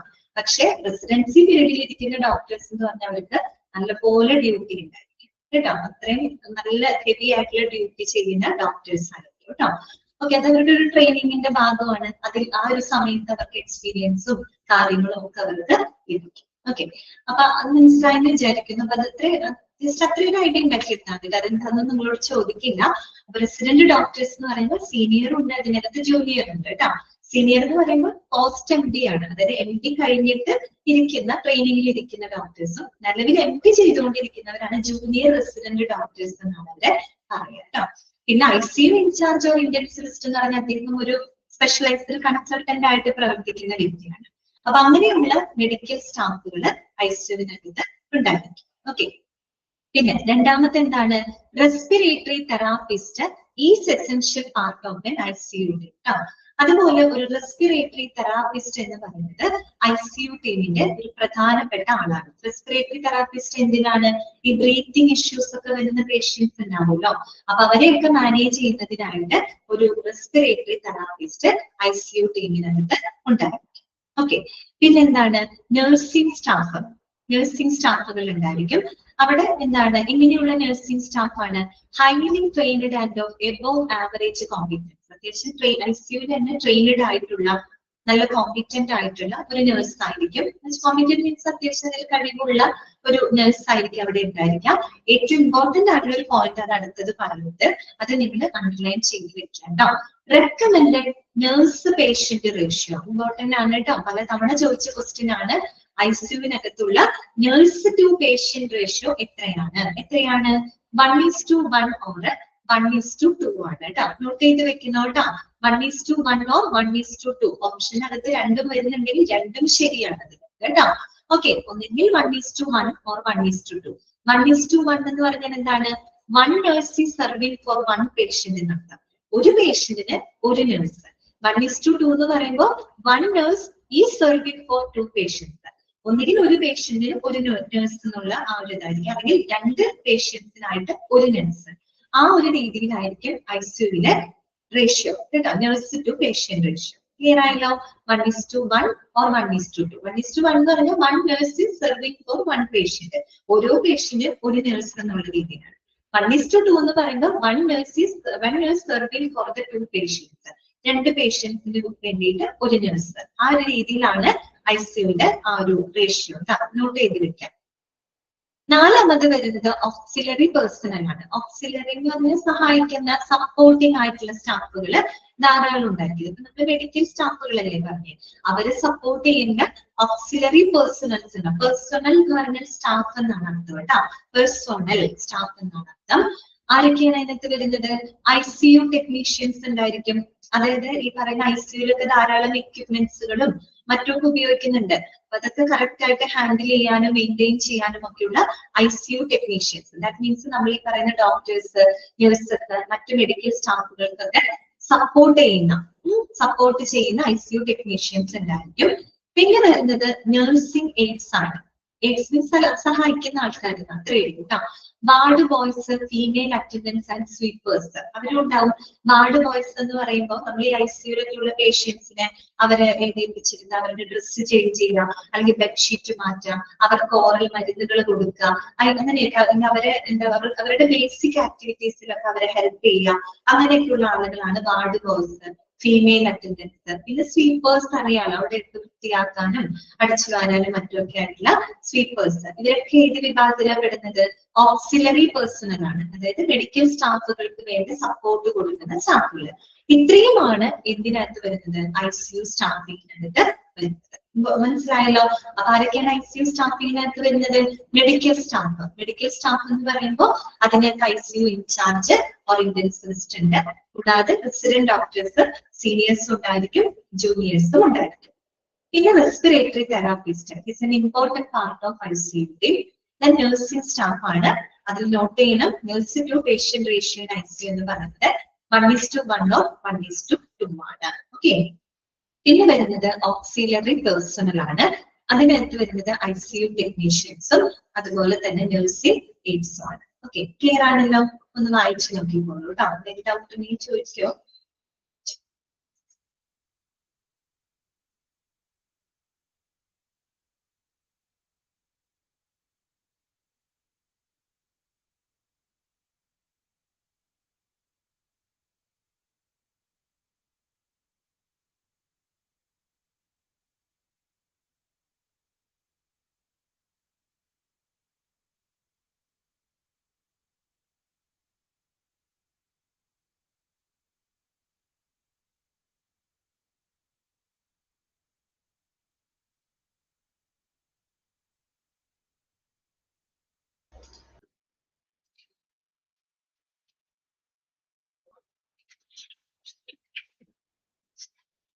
ക്ലിയർ ആയല്ലോ? ഓക്കെ, നെക്സ്റ്റ് നോക്കാം കേട്ടോ. അടുത്തതും ഇമ്പോർട്ടന്റ് ആയിട്ടുള്ള ഭാഗങ്ങളാണ്. ഏറ്റവും കൂടുതൽ ക്വസ്റ്റ്യൻസ് വന്ന് കണ്ടിട്ടുള്ള ഭാഗമാണ് കേട്ടോ. പ്രത്യേകം നോട്ട് ചെയ്ത് പഠിക്കണം. രജിസ്ട്രാർ കേട്ടോ. Registrar in ICU. ഓക്കെ, ICUല് രജിസ്ട്രാർ ആണ് കേട്ടോ. ആരാണെന്നറിയോ രജിസ്ട്രാർ എന്ന് പറയുന്നത്? വേറെ ആരുമല്ല, സീനിയർ റെസിഡന്റ് ഡോക്ടർ ആണ് കേട്ടോ. പലപ്പോഴും ചോദിച്ചതാണ്, who is the registrar in ICU? ICUലെ രജിസ്ട്രാർ ആരാണ്? സീനിയർ റെസിഡന്റ് ഡോക്ടർ ആണ്. ഓപ്ഷൻസിൽ ജൂനിയർ റെസിഡന്റ് ഡോക്ടർ ഉണ്ടായിരിക്കും, ഇന്റൻസിവിസ്റ്റ് ഉണ്ടായിരിക്കും, നഴ്സിംഗ് സൂപ്രണ്ടന്റ് ഉണ്ടായിരിക്കും. ഉത്തരം ഏതാണ്? Senior resident. റെസിഡന്റ് എന്ന് തന്നെ പറയുമ്പോൾ ജൂനിയർ ഉണ്ട്, സീനിയർ ഉണ്ട്. അതിനകത്ത് സീനിയർ റെസിഡന്റ് ഡോക്ടർ ആണ് രജിസ്ട്രാർ എന്ന് പറയുന്നത് കേട്ടോ. നോക്കാം, one senior resident who becomes registrar. അദ്ദേഹമാണ് ICUവിന്റെ രജിസ്ട്രാർ എന്ന് പറയുന്നത്. പ്രാക്ടിക്കൽ കൊടുത്തിരിക്കുന്ന നോക്കിയ പോസ്റ്റ് MD, അതാണ് ഞാൻ പറഞ്ഞത്. MBBS-ഉം MD-യും കഴിഞ്ഞിട്ട് റെസിഡൻസി പീരീഡിൽ വർക്ക് ചെയ്യുന്ന ഡോക്ടർ ആണ് പോസ്റ്റ് MD എന്ന് വെച്ചാൽ MD കഴിഞ്ഞിട്ട് എന്നുള്ള അർത്ഥമാണ് കേട്ടോ. MD കഴിഞ്ഞിട്ട് റെസിഡൻസി പീരീഡിൽ ട്രെയിനിങ്ങിൽ ഇരിക്കുന്ന ഡോക്ടേഴ്സ് കേട്ടോ. അവരെയാണ് നമ്മൾ സീനിയർ റെസിഡന്റ് ഡോക്ടേഴ്സ് എന്ന് പറയുന്നത്. Who will be always be on duty. അദ്ദേഹം ഏത് സമയത്തും അവിടെ ഡ്യൂട്ടിയിൽ ഉണ്ടായിരിക്കും. Okay, he or she can be a consultant later after the few years of attaining experience. അപ്പൊ ആ ഒരു റെസിഡൻസി പീരീഡ് ചിലപ്പോൾ 3 വർഷമോ 4 വർഷമൊക്കെ ഉണ്ടാവും. അപ്പൊ ആ ഒരു സമയത്ത് അവർക്ക് ഒരുപാട് എക്സ്പീരിയൻസും കാര്യങ്ങളൊക്കെ കിട്ടും. അവര് ഏതിലാണ് സ്പെഷ്യലൈസ് ചെയ്ത് ആ ഒരു ഫീൽഡിൽ അവർക്ക് എക്സ്പീരിയൻസ് ഒക്കെ കിട്ടിയതിന് ശേഷമാണ് പിന്നീട് അവർ എന്തായിട്ട് മാറുന്നത്? ഒരു കൺസൾട്ടന്റ് ആയിട്ട് മാറുന്നത് കേട്ടോ. അതാണ് consultant after A few years of attaining experience. Experience ഒക്കെ ലഭിച്ചതിന് ശേഷമാണ് പിന്നീട് അവരൊരു കൺസൾട്ടന്റ് ആയിട്ട് മാറുന്നത്. ഒരു കൺസൾട്ടന്റ് എന്ന് പറയുമ്പോൾ അദ്ദേഹം ഒരു ഇൻഡിപെൻഡന്റ് ഡോക്ടർ ആയിട്ട് പിന്നീട് മാറുന്നത്. ഓക്കെ, ക്ലിയർ ആയോ? ഓക്കെ അല്ലേ? അപ്പൊ അത്രയാണ് അതിനകത്ത് വരുന്നത് കേട്ടോ.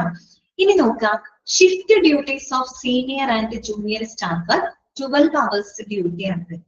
അവരുടെ ഡ്യൂട്ടി ടൈം എന്ന് ആലോചിച്ചേക്ക് 12 hour ഡ്യൂട്ടി ആണ് വരുന്നത് കേട്ടോ. 12 24 മണിക്കൂറൊക്കെ ഫുൾ ടൈം ഡ്യൂട്ടിയിലൊക്കെ ഇരിക്കേണ്ട ഡോക്ടേഴ്സ് ആണ് കേട്ടോ. അത്രയും ബുദ്ധിമുട്ടുള്ള ആ ഒരു സമയമാണ്. പക്ഷെ പിന്നീടാണ് അവര് ലേറ്റർ കൺസൾട്ടൻസ് ആയിട്ട് മാറുന്നത് കേട്ടോ. ഇനി സീനിയർ റെസിഡന്റ് ഡോക്ടറുടെ റോൾ എന്താണെന്ന് നമുക്ക് നോക്കാം. The senior resident has the right to start and perform emergency treatment. Note ചെയ്ത് വെക്കുന്നു കേട്ടോ. Emergency treatment which may be inevitable without permission. Later consultants must be informed. അതായത് ഏതെങ്കിലും ഒരു എമർജൻസി സിറ്റുവേഷൻസ് വന്നു കഴിഞ്ഞാൽ കൺസൾട്ടന്റ് ഡോക്ടർ ഇല്ലെങ്കിൽ കൂടിയും പെട്ടെന്ന്, അതായത് അവരുടെ അനുവാദം കൂടാതെ ചില നമുക്കിപ്പോ ഒഴിച്ചുകൂടാനാവാത്ത സിറ്റുവേഷനിൽ എമർജൻസി ട്രീറ്റ്മെന്റ് സ്റ്റാർട്ട് ചെയ്യാനുള്ള ആ ഒരു റൈറ്റ്, അവകാശം ആർക്കാണുള്ളത്? സീനിയർ റെസിഡന്റ് ഡോക്ടർക്കാണ് ഉള്ളത്. സാധാരണ കൺസൾട്ടൻസ് വരും, അവര് ഡയറക്റ്റ് ചെയ്യും. അവർ ഡയറക്റ്റ് ചെയ്യുന്നതിനനുസരിച്ചിട്ടാണ് റെസിഡന്റ് ഡോക്ടേഴ്സ് ട്രീറ്റ്മെന്റും മറ്റും കൊടുക്കുന്നത്. പക്ഷെ അറിയാലോ, കൺസൾട്ടന്റ് ഡോക്ടേഴ്സ് എപ്പോഴും ഉണ്ടാവണമെന്നില്ല. അപ്പൊ എന്തെങ്കിലും സിറ്റുവേഷൻ, എമർജൻസി സിറ്റുവേഷനിൽ കൺസൾട്ടന്റിന്റെ അസാന്നിധ്യത്തില് അനിവാര്യമായിട്ടുള്ള സന്ദർഭങ്ങളിൽ ഒഴിച്ചുകൂടാനാവാത്ത സിറ്റുവേഷനിൽ കൺസൾട്ടന്റിന്റെ അനുവാദത്തോട് കൂടിയിട്ട് എമർജൻസി ട്രീറ്റ്മെന്റ് സ്റ്റാർട്ട് ചെയ്യാനുള്ള ആ ഒരു റൈറ്റ് ആർക്കാണുള്ളത്? സീനിയർ റെസിഡന്റ് ഡോക്ടർക്കാണ് ഉള്ളത്. അവിടെ പ്രത്യേകം പറയുന്നുണ്ട്, which may be inevitable without permission. അനുവാദമില്ലാതെ ഇൻഎവിറ്റബിൾ സിറ്റുവേഷൻസ് ഒഴിച്ചുകൂടാനാവാത്ത സന്ദർഭങ്ങളിൽ കൺസൾട്ടന്റ് ഇല്ല, അദ്ദേഹത്തിന്റെ അസാന്നിധ്യത്തില് ഈ പറയുന്ന എമർജൻസി ട്രീറ്റ്മെന്റ് കൊടുക്കാനുള്ള റെസ്പോൺസിബിലിറ്റി, ആ ഒരു റൈറ്റ്, റെസ്പോൺസിബിലിറ്റി അല്ല, അതിന്റെ ഒരു റൈറ്റ്, അവകാശം ആർക്കാണുള്ളത്? Senior resident ഡോക്ടർക്കാണ്. പിന്നീട് അത് കൺസൾട്ടൻസിനെ എന്ത് ചെയ്താൽ മതി? ഇൻഫോം ചെയ്താൽ മതി കേട്ടോ. Later consultants must be informed. Okay, clear ആണല്ലോ? ഓക്കെ ആണല്ലോ? അതാണ് അവിടെ പറയുന്നത്. നിങ്ങൾ മറ്റേ ഈ സിനിമ കണ്ടിട്ടുണ്ടാവും, അയാളും ഞാൻ എന്തെങ്കിലും സിനിമ കണ്ടിട്ടുണ്ടോ? പൃഥ്വിരാജിന്റെ കണ്ടിട്ടില്ലേ? രവിത്തരകൻ, ഡോക്ടർ രവിത്തരകന്റെ സിനിമ ഇതിനകത്ത് കണ്ടിട്ടില്ലേ? അതൊരു എന്താണ്, ഒരു ട്രെയിനിങ് പീരീഡിൽ ഇരിക്കുന്നവരാണ്. പിന്നീടാണ് പുള്ളി ഒരു കൺസൾട്ടന്റ് ആയിട്ട് മാറുന്നത്. ഓക്കെ, ആലോചിച്ചാൽ. പിന്നെ വരുന്നത് എന്താണ്? Junior resident in ICU. Junior resident doctor എന്ന് പറയുമ്പോൾ എന്താണ്? അത് നിലവിൽ MD ചെയ്തുകൊണ്ടിരിക്കുന്ന ഡോക്ടേഴ്സ് ആണ് കേട്ടോ. MD ചെയ്തുകൊണ്ടിരിക്കുന്ന ഡോക്ടേഴ്സ് ആണ്. അവർക്കും ഉണ്ട് അവരുടേതായ ചില റെസ്പോൺസിബിലിറ്റീസ് ഉണ്ട്. അത് നോട്ട് ചെയ്ത് വെക്കുക കേട്ടോ. One doctor in training. ബ്രാക്കറ്റിൽ കൊടുത്തിരിക്കുന്നു ഡ്യൂറിംഗ് പോസ്റ്റ് ഗ്രാജുവേഷൻ. അതായത് നിലവിൽ പോസ്റ്റ് ഗ്രാജുവേഷനിൽ ഇരിക്കുന്ന ഡോക്ടറാണ്. സീനിയറിൽ നമ്മൾ എന്താ പറഞ്ഞ പോസ്റ്റ് എം ഡി കഴിഞ്ഞിട്ടുള്ള ഡോക്ടേഴ്സ് ആണ്.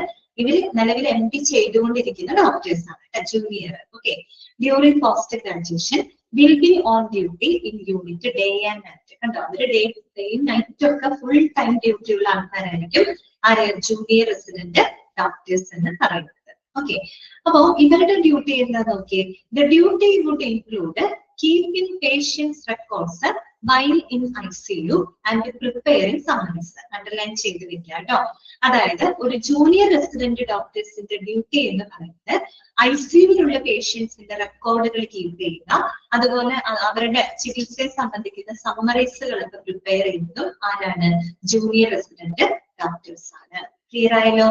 അത് ചോദിച്ചിട്ടുണ്ട് കേട്ടോ. ജൂനിയർ റെസിഡന്റ് ഡോക്ടേഴ്സ് ആണ് keeping the patients record while in ICU and preparing summaries. അത് ICUവിലുള്ള പേഷ്യൻസിന്റെ റെക്കോർഡുകൾ കീപ്പ് ചെയ്യുന്നതും സമ്മറീസും മറ്റും പ്രിപ്പയർ ചെയ്യുന്നതും ജൂനിയർ റെസിഡന്റ് ഡോക്ടേഴ്സ് ആണ്.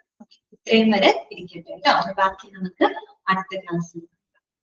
അപ്പൊ ഇന്ന് നമ്മൾ പഠിച്ച കാര്യങ്ങള് ICU എന്താന്ന് നമ്മൾ പഠിച്ചു. അതൊരു സ്പെഷ്യലൈസ്ഡ് യൂണിറ്റ് ആണ്. ഏറ്റവും ക്രിട്ടിക്കലി ഇല്ലായിട്ടുള്ള ഇഞ്ചേർഡ് ആയിട്ടുള്ള പേഷ്യൻസിന് പ്രത്യേക പരിചരണം, പ്രത്യേകമല്ല തീവ്ര പരിചരണം കൊടുക്കും. അതുപോലെ തന്നെ അവരുടെ ലൈഫ് സപ്പോർട്ടിംഗ് എക്യുപ്മെന്റ്സുകൾ കൊണ്ട് സജ്ജമായിട്ടുള്ളതും സ്പെഷ്യലി ട്രെയിൻഡ് ആയിട്ടുള്ള മെഡിക്കൽ സ്റ്റാഫുകളും എല്ലാം ഉൾപ്പെടുന്ന ഹോസ്പിറ്റൽ യൂണിറ്റിനെ നമ്മൾ എന്ത് പറയും? ICU എന്ന് പറയും. ഓക്കെ, പിന്നെ ICUവില് എങ്ങനെയുള്ള പേഷ്യൻസിനെയാണ് നമ്മൾ എടുക്കുന്നത്? എമർജൻസിയിലോ വാർഡിലോ സിവിയർ ആയിട്ടുള്ള വരുന്ന കേസുകളെയാണ് നമ്മൾ അങ്ങോട്ടേക്ക് റെഫർ ചെയ്ത് വിടുന്നത്. പിന്നെ എങ്ങനെയുള്ള പേഷ്യൻസിനെയാണ് നമ്മൾ ICUവിൽ പരിചരിക്കുന്നത്? അത് കുറച്ച് പോയിന്റുകൾ കൊടുത്തിട്ടുണ്ട്, അത് കൃത്യമായിട്ട് പഠിച്ചു വെക്കുക കേട്ടോ. പിന്നെ നമ്മൾ കണ്ടത് എന്തായിരുന്നു? പല ടൈപ്പ് ഓഫ് ICU അല്ലെ. അത് എന്തിനാണോ സ്പെഷ്യലൈസ്ഡ് കെയർ കൊടുക്കുന്നത് അതിനനുസരിച്ചിട്ടാണ് നമ്മൾ പല ടൈപ്പുകളായിട്ട് തിരിക്കുന്നത് കേട്ടോ. പിന്നെ രണ്ട് ക്ലാസിഫിക്കേഷൻ ഏറ്റവും ഇമ്പോർട്ടന്റ് ആണ്, ക്ലോസ്ഡ് യൂണിറ്റും ഓപ്പൺ യൂണിറ്റ്. ഓപ്പൺ യൂണിറ്റിൽ ഫിസിഷ്യൻ ആണ് ഈ പറയുന്ന പേഷ്യന്റ് അറ്റൻഡ് ചെയ്യുന്നതും അവർക്ക് വേണ്ട ട്രീറ്റ്മെന്റിന് പ്രാധാന്യം വരുന്നത് ഫിസിഷ്യൻ ആണ്. ഇന്റൻസിവിസ്റ്റിന് ചെറിയൊരു റോള് മാത്രം ഓപ്പൺ യൂണിറ്റിനകത്ത് വരുന്നുള്ളൂ. അത് തന്നെയാണെങ്കിൽ ഏറ്റവും വലിയ ഡ്രോബാക്ക്. പക്ഷെ ക്ലോസ്ഡ് യൂണിറ്റിൽ അങ്ങനെയല്ല. അവിടെ ഡയറക്ടേഴ്സ് ഓർ അസോസിയേറ്റ് എന്ന് പറഞ്ഞാൽ ഇന്റൻസിവിസ്റ്റിനാണ് കൂടുതൽ അവിടെ എന്ത് വരുന്നത്, റോള് വരുന്നത്. അപ്പൊ ഫിസിഷ്യനെ കൂടെ കോർഡിനേറ്റ് ചെയ്തിട്ടാണ് അവര് ആ ഒരു ട്രീറ്റ്മെന്റ് കൊടുക്കുന്നത് കേട്ടോ. അപ്പൊ അതിന്റെ ഒരു ബെനിഫിറ്റ് ഒക്കെ അതിനകത്ത് പറയുന്നുണ്ട്. പിന്നെ സ്റ്റാഫിങ്, അതിൽ ഏറ്റവും ഇമ്പോർട്ടന്റ് ICUവില് നഴ്സ് ടു സ്റ്റാഫ് റേഷ്യോ ചോദിക്കും കേട്ടോ. അത് 1:1 അല്ലെങ്കിൽ 1:2 എന്നാണ് കേട്ടോ. പിന്നെ registrar in ICU. ICU registrar ആരാണ്? വന്നു പോകരുത്, സീനിയർ റെസിഡന്റ് ഡോക്ടർ ആണ്. ജൂനിയർ അല്ല കേട്ടോ, സീനിയർ റെസിഡന്റ് ഡോക്ടർ ആണ്. അതുപോലെ ഒരു കൺസൾട്ടന്റിന്റെ അസാന്നിധ്യത്തില് എമർജൻസി ട്രീറ്റ്മെന്റ് കൊടുക്കാൻ റൈറ്റ് ഉള്ള ഡോക്ടർ ആരാണ്? അത് സീനിയർ റെസിഡന്റ് ഡോക്ടർ ആണ്. അപ്പൊ ജൂനിയർ റെസിഡന്റ് ഡോക്ടറിന്റെ ഡ്യൂട്ടി എന്താണ്?